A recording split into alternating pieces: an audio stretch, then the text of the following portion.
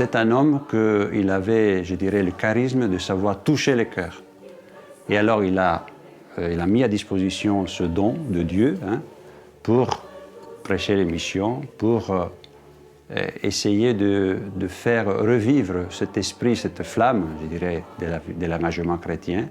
En 1706, le père de Montfort est nommé missionnaire apostolique par le pape Clément XI. C'est le signal fort qu'il attendait pour repartir sur les routes et évangéliser les villes et les villages de l'ouest de la France. Il organise pour cela des missions, sortes de retraites spirituelles, qui permettent de diffuser l'évangile et de renforcer la foi des participants qui renouvellent les vœux de leur baptême.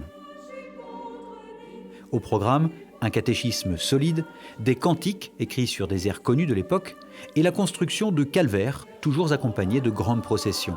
Alors une mission du temps du père de Montfort, c'était en général 3 semaines à peu près, ou 1 mois.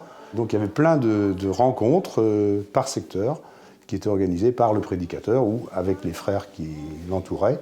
Donc avec le père de Montfort, évidemment, ça se terminait par une grande célébration tout à fait particulière, dans laquelle il y avait des accents forts de la spiritualité montfortaine. Montbernage, c'est un lieu qui a été très important pour le père de Montfort. D'abord, c'est à Poitiers. Où le père de Montfort trouve des gens qui ne sont pas connus à l'église et il transforme une grange dans une petite chapelle. Et il prêche des missions donc où les prêtres de l'époque n'allaient pas. Quand il a dû partir pour aller vers d'autres lieux, d'autres missions, il s'est dit il ne faut pas que ça reste comme ça. Donc il faut que tout ce qu'on en a fait, les prières, Marie, ça se continue. Et ça ne peut se continuer que par des laïcs.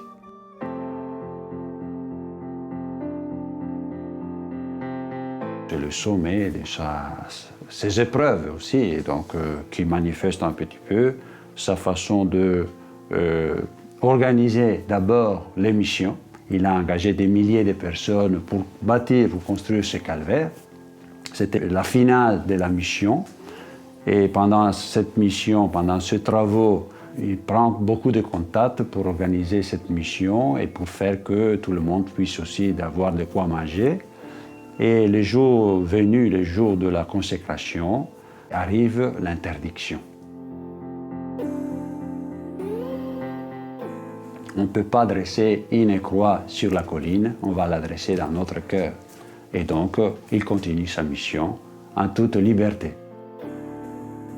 Le calvaire de Pontchâteau sera reconstruit au XIXe siècle et demeure encore aujourd'hui un haut lieu de pèlerinage de Loire-Atlantique.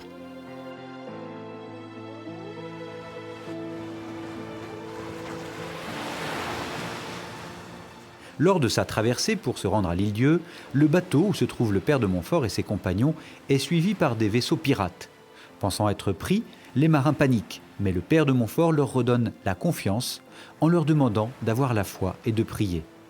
Le vent tombe, les pirates abandonnent la poursuite, ils sont sauvés. Il était persuadé que ce qu'il faisait correspondait à ce que Dieu lui avait demandé. Il n'y avait plus de problème, il fallait y aller.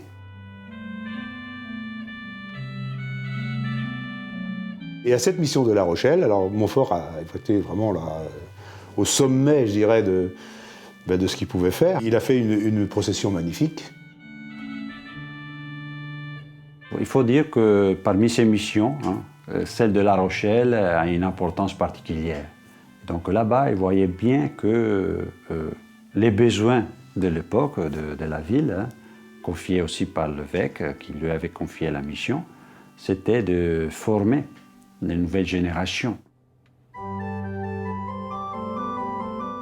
Pour former les jeunes générations, le père de Montfort va créer des écoles charitables avec l'aide de la sœur Marie-Louise Trichet pour les filles et l'aide du frère Louis pour les garçons.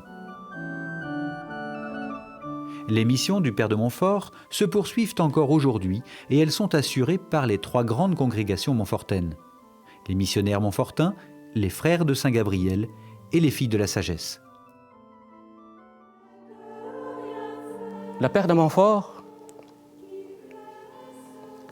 a suivi Jésus sur les traces des pauvres apôtres. Nous faisons aussi la même chose. Pour cela, nous vivons à la providence. Un missionnaire montfortin est celui qui est toujours sur la route prêts à courir et à tout souffrir pour sauver nos prochains, pour annoncer la bonne nouvelle.